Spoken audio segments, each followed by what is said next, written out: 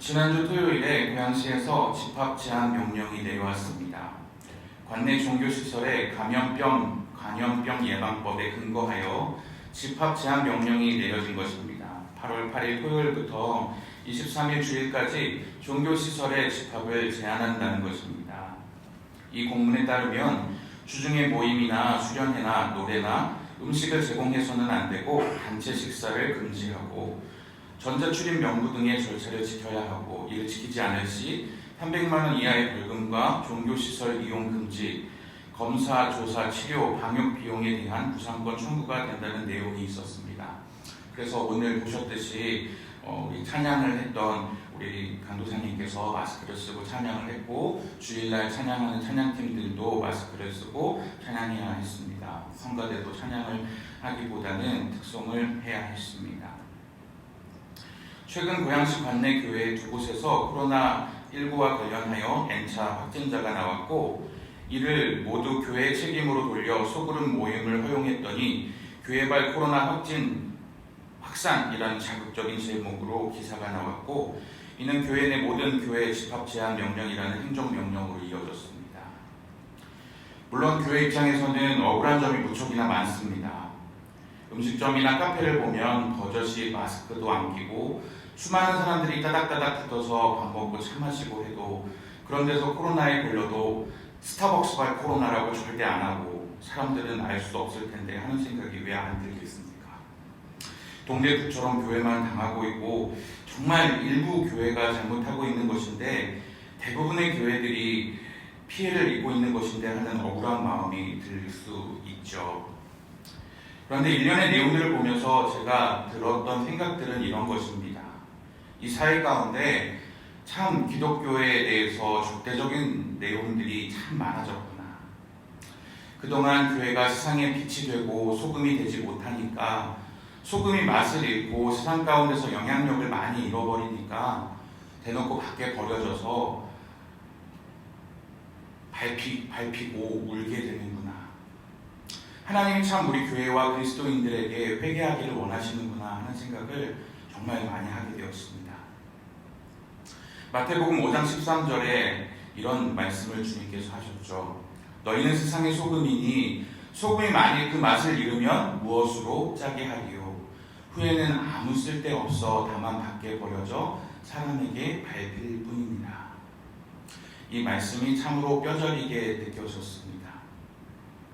이어져서 마태복음 5장 16절에 이렇게 말씀하셨습니다.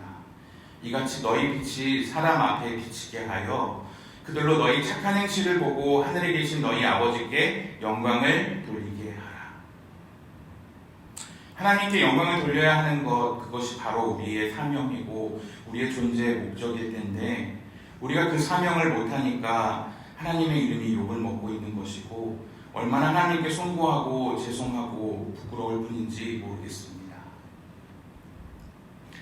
불신자의 눈으로 보기에, 세상의 눈으로 보기에 우리가 어떻게 보일까는 우리가 제대로 신앙생활을 하고 있는지 못하고 있는지를 보여주는 척도와 같다고도 할 수 있습니다.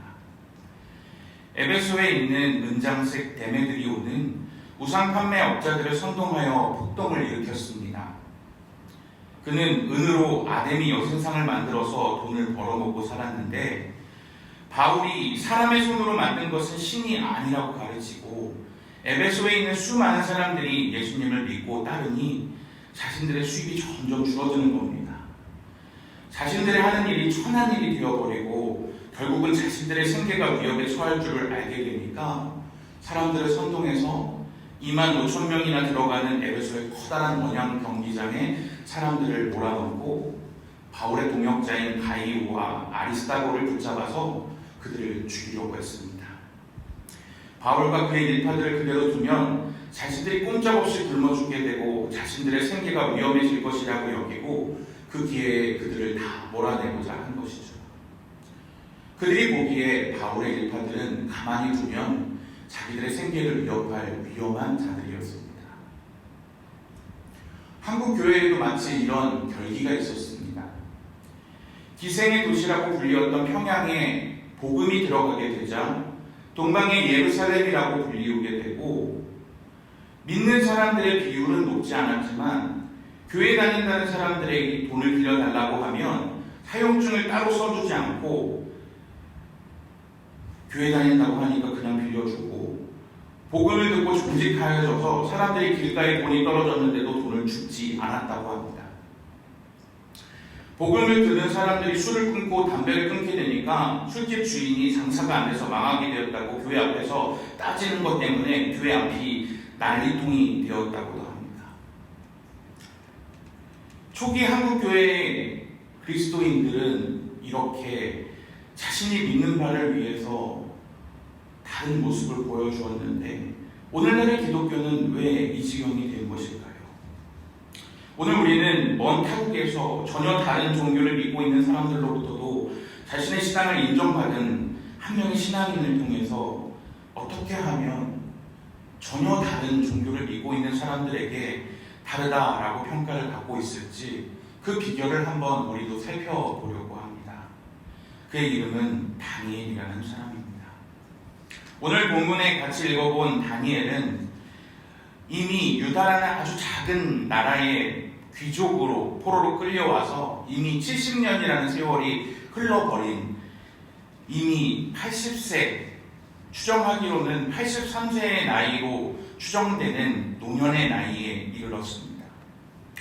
처음 그가 끌려왔을 때는 바벨론이라는 나라의 포로였지만 이미 바벨론이라는 나라는 망해버렸고, 바사, 지금의 페르시아라고 불리는 바사라는 나라의 공무원으로 일하고 있습니다. 그가 끌려왔었던 때 임금은 느부갓네살이라는 임금이었는데, 그 왕도 죽고 그 왕의 아들 지나서 느부갓네살 벨사살 왕을 지어서 이미 세 번째 왕이었던 다리오 왕이 정권을 잡고 있지만, 그 세 명의 왕이 지날수록 그는 총리의 자리에 올라갈 정도로 아주 탁월한 정치인이었습니다. 페르시아라는 나라는 아주 커다란 제국이었습니다. 그렇기 때문에 이 커다란 제국을 다스리기가 아주 힘들었습니다. 그렇기 때문에 이 커다란 제국을 120개의 도로 나누어서 다스리게 되는데, 이 120개의 나라를, 120개의 도를 다스릴 때 지방 분권을 해서 다스리게 되고, 이 120개의 도를 3명의 총리가 분권으로 다스리게 됩니다. 이 3명의 총리 중에 하나가 바로 다니엘이라는 노 정치인이었습니다. 페르시아라는 나라는 여러 명의 신을 섬기는 다신론을 신봉하는 국가입니다. 그런데 그 다신론을 신봉하는 자들 가운데서 눈에 띄는 것이 바로 이 한 명의 신만 섬기는 이 이방의 포로로 끌려왔던 다니엘이라는 사람이었습니다. 그들의 눈에 보기에는 이 포로로 끌려왔던 하찮은 아주 작은 유대인 신분이었던 다니엘이라는 소년, 이제는 늙은이가 되어버렸던 다니엘이라는 사람이 아주 눈에 가시로 보였을 것입니다. 그런데 이를 제거하고 싶었는데 달리 그를 제거할 방법을 찾지 못합니다. 그에게는 흠이 없었기 때문이죠. 4절 말씀인데요, 우리 4절 말씀을 같이 한번 읽어보겠습니다. 시작. 이에 총리들과 고관들이 목사에 대하여 아무 근거, 아무 허물도 찾지 못하였으니, 이는 그가 충성되어 아무 그릇됨도 없고 아무 허물도 없었음이었다. 그를 흠을 잡고 그를 넘어뜨리려고 하는데 그에게는 아무런 허물도 없고 아무런 책잡을 것이 아무것도 없었습니다. 충성심, 실수, 허물 아무것도 그에게 흠잡을 것이 없었다는 것이죠. 그런데 그에게 유일하게 흠잡을 것이 하나 있었다면 그들이 생각해낸 유일한 계책은 종교적인 계책이었던 것이죠. 다니엘의 종교심을 이용한 계략이었던 것이죠.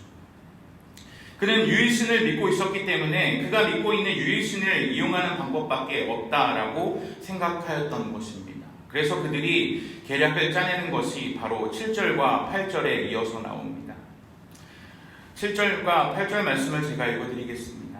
나라의 모든 총리와 지사와 총독과 법관과 관원이 의논하고 왕에게 한 법률을 세우며 한 금령을 정하실 것을 구하나이다. 왕이여, 그것은 곧 이제부터 30일 동안 누구든지 왕 외에 어떤 신에게나 사람에게 무엇을 구하면 사자굴에 던져넣기로 한 것이니이다. 그런즉 왕이여, 원하건대 금령을 세우시고 그 조서에 왕의 도장을 찍어 메대와 바사에 고치지 아니하는 규례를 따라 그것을 다시 고치지 못하게 하옵소서. 하네. 법을 하나 정하는데 그 법은 왕 외에 그 누구에게도 절하지 못하게 합시다. 그래서 분명히 그 법을 정하는데 그 법은 왕도 바꿀 수 없게 하시길 원합니다 라는 법을 만들자고 합니다. 이 계략을 성공하기 위해 전제 조건이 필요합니다. 어떤 조건입니까? 30일 안에 어떤 신에게라도 기도하면 사자굴에 던져 넣는다는 법입니다. 그런데 다니엘이 기도하지 않으면 어떻게 됩니까? 그 계략은 물거품이 됩니다. 이들이 다니엘에 대해서 믿음이 대단하죠. 이들의 다니엘이 반드시 기도할 거라는 전제 조건이 있다라는 것이죠.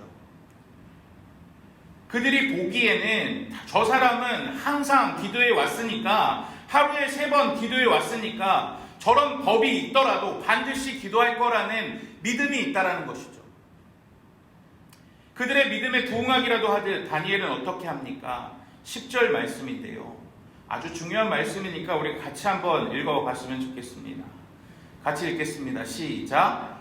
다니엘이 이 조서에 왕의 도장이 찍힌 것을 알고도 자기 집에 돌아가서는 윗방에 올라가 예루살렘으로 향한 창문을 열고 전에 하던 대로 하루 3번씩 무릎을 꿇고 기도하며 그의 하나님께 감사하였더라. 다니엘이 이 조서에 왕의 도장이 찍힌 것을 알고도 라고 얘기합니다. 분명히 다니엘은 왕의 도장이 찍힌 것을 알았어요. 모르지 않았다는 겁니다. 다니엘이 순진해서였을까요? 왕이 나를 총애하니까 왕이 나를 봐줄 거야 라고 생각했을까요? 다니엘의 나이는 83세입니다. 순진하지 않아요. 분명히 이것은 자기를 위해서 파놓은 함정이라는 것을 다니엘은 압니다. 그런데 자기 집에 들어가서는 윗방에 올라가서 예루살렘으로 향하는 창문을 열고 전에 하던 대로 습관에 따라서 예전에 하던 것처럼 하루에 3번씩 무릎을 꿇고 기도하며 그의 하나님께 감사합니다. 찬양하였다. 원어적인 의미로 볼 때는 하나님을 찬양하며 기도하며 나아갑니다. 기도하면 사자굴에 들어간다는 것을 압니다. 왕이 아무리 총애하는 신하인 자기라도 예외가 될 수 없고 그 법은 왕이라도 바꿀 수 없다는 것을 다니엘은 알고 있습니다. 어떠한 결과를 불러일으키는 줄을 알지만 그는 하나님께 감사하고 찬양하며 하나님 앞에 나아갑니다. 여기서 우리는 한번 고민하게 되죠. 과연 여기서 다니엘이 기도하는 것이 최선의 방법이었을까요? 이렇게 생각하면 어땠을까요? 문을 닫고 기도하면 안 됩니까? 다 잠이 든 밤중에 침실에서 기도하면 안 될까요? 혹은 30일간 참았다가 30일 뒤에 기도하면 안 됐을까요? 저는 코로나19를 맞이해서 우리가 항상 예배에 전혀 방해가 되고 있는 지금 이 시점에서 저는 이 본문이 떠올랐습니다. 우리가 예배가 중요하다고 얘기하고 예배가 중단되면 안 된다고 얘기할 때 모임이 중요하고 다음 세대를 말씀으로 양육하는 것이 중요하다고 하나님께 나아가는 것이 중요하다고 말로는 하고 있는데 과연 어떻게 예배하는 것이 지혜롭다고 말하면서 우리가 이 문제를 고민하면서 우리가 잊지 말아야 할 것은 과연 본질이 무엇이냐라는 거죠. 왜 다니엘은 뻔히 다 아는 이 문제 가운데서 왜 그렇게 했을까요? 과연 어떤 게 지혜로운 방법이었을까요? 이 문제에 대한 답을 설교의 마지막 부분에 여러분 스스로 한번 내보시는 것이 어떨지 설교의 마지막 부분에서 여러분 스스로 한번 내보셨으면 좋겠습니다. 다니엘은 그를 잡기 위해 쳐놓은 덫이라는 것을 분명히 모르지 않았을 것입니다. 하나님 앞에 나아가 기도하고 있는 동안 그의 제적들은 왕의 앞에 나아가서 그를 고발합니다. 왕은 자신이 함정에 빠졌다는 것을 알았을 것입니다. 그리고 다니엘도 함정에 빠졌다는 것을 알았지만 자신이 정한 반복할 수 없는 법에 근거하여 다니엘을 사자굴에 던져 넣게 됩니다. 19절과 20절 말씀입니다. 이튿날에 왕이 새벽에 일어나 급히 사자굴로 가서 다니엘이 든 굴에 가까이 이르러서 슬피 소리질러 다니엘에게 묻되, 살아계시는 하나님의 종 다니엘아, 내가 항상 섬기는 내 하나님이 사자들에게서 능히 너를 구원하셨느냐 하니라.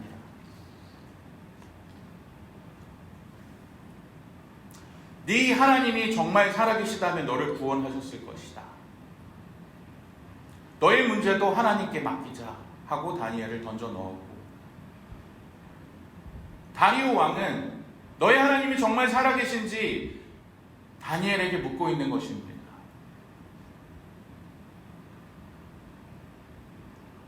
다니엘은 22절에 이렇게 대답합니다. 같이 한번 읽어보겠습니다. 시작. 나의 하나님이 이미 그의 천사를 보내어 사자들의 입을 봉하셨으므로 사자들이 나를 상해하지 못하였사오니 이는 나의 무죄함이 그 앞에 명백함이오며 또 왕이여 나는 왕에게도 해를 끼치지 아니하였나이다 하니라. 22절을 70인역에서는 하나님께서 직접 사자들의 입을 닫으셨다라고 표현합니다. 왕이시여 하나님께서 직접 사자들의 입을 닫아주셨습니다. 그것을 통해서 나의 무죄함을 하나님께서 증명해 주셨습니다. 다니엘의 확신처럼 하나님은 친히 사자들의 입을 닫아주셨고 그분이 살아계셨다는 것을, 다니엘이 무죄하다는 것을 입증해 주셨습니다.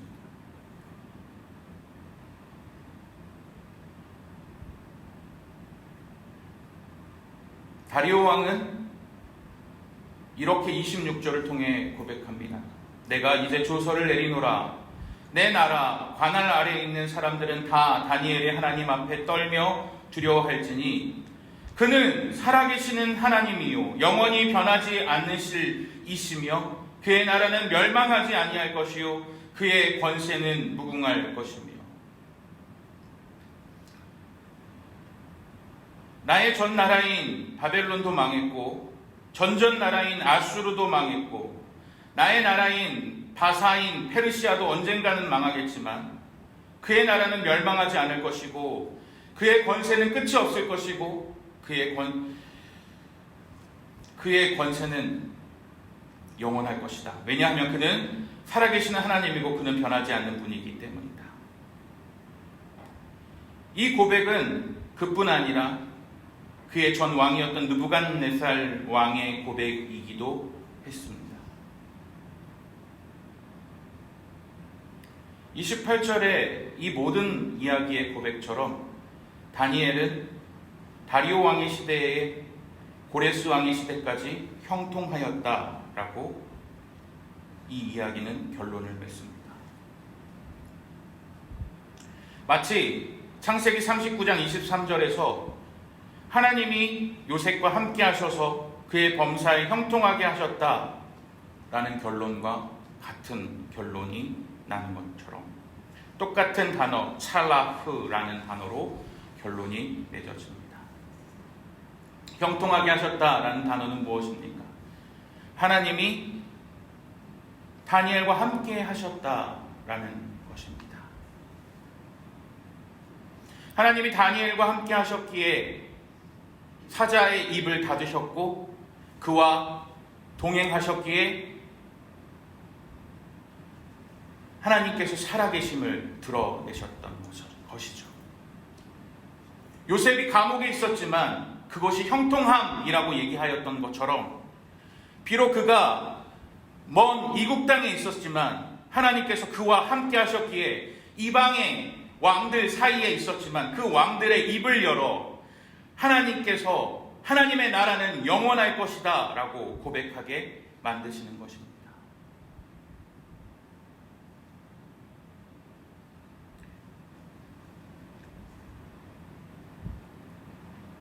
말씀을 정리하겠습니다.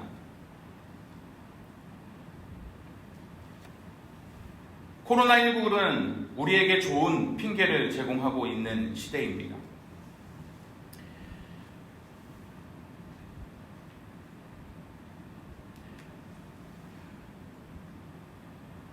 청년들을 신방하다 보면 요즘 왜 교회에 잘 나오지 않느냐고 물어보면 이런 이야기를 많이 합니다. 코로나19 때문에요. 모든 것이 코로나19라는 이야기로 퉁 쳐져버리는 시대를 살아갑니다.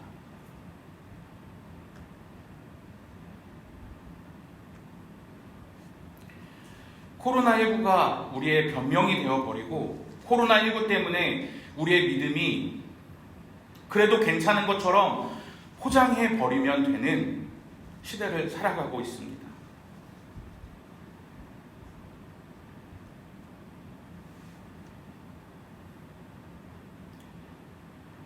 코로나19라는 핑계를 대도 좋을 만큼 그것이 좋은 핑계가 되어버린, 하지만 결국은 솔직하게 말하면 우리의 신앙이 나태해져 버린 것은 아닐까요?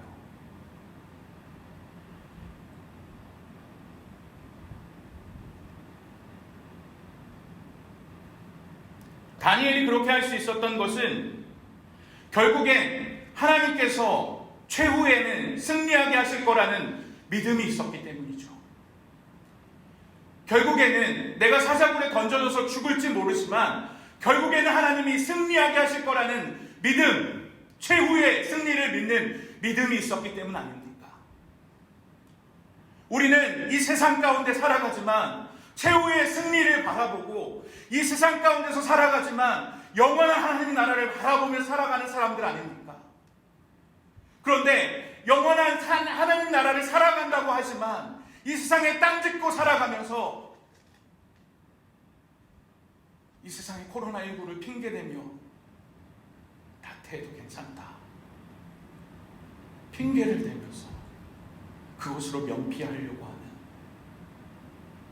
그런 모습이 우리 신앙의 나태함을 뒤덮고 있는 것은 아닐까요?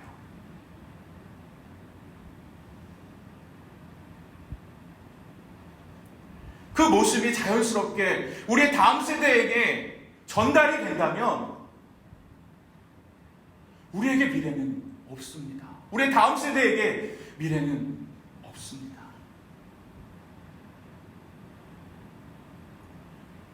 우리 합평교회의 다음 세대의 출석률을 보면 너무나도 불안하기 짝이 없습니다.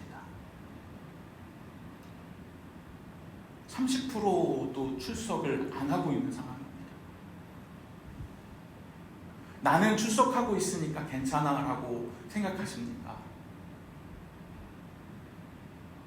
정말 위기의 때입니다. 코로나니까 괜찮아. 그런데 말입니다. 학원에는 가지 않습니까? 식당에는 가지 않습니까? 학교에는 가지 않습니까?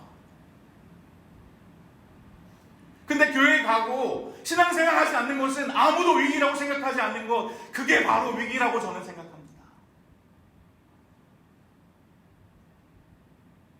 하나님의 말씀을 읽지 않고 하나님의 예배 드리지 않는 것, 그게 너무나도 당연하게 여겨지는 것, 그게 바로 위기라는 것이죠. 그것에 대해서 경각심을 갖지 않는다는 것이 진짜 위기의 때라는 것이죠. 다니엘이 지금 우리의 모습을 보면 뭐라고 생각할까 모르겠습니다. 우리는 이 땅에 발을 딛고 살아가지만 최후의 승리를 바라보며 영원한 하나님 나라를 바라보며 살아갈 사람들입니다. 무엇이 그렇게 두려우십니까? 이방의 사람들도 그들의 모습을 보고 고백하게 만드시는 하나님 앞에서, 고백하게 만드시는 그 하나님이 앞에서 그들이 우리의 모습을 보고 있는데 말입니다. 최후의 승리를 얻기까지 최후의 주님의 나라를 바라보면서 살아가는 우리의 모습이 되었으면 좋겠습니다.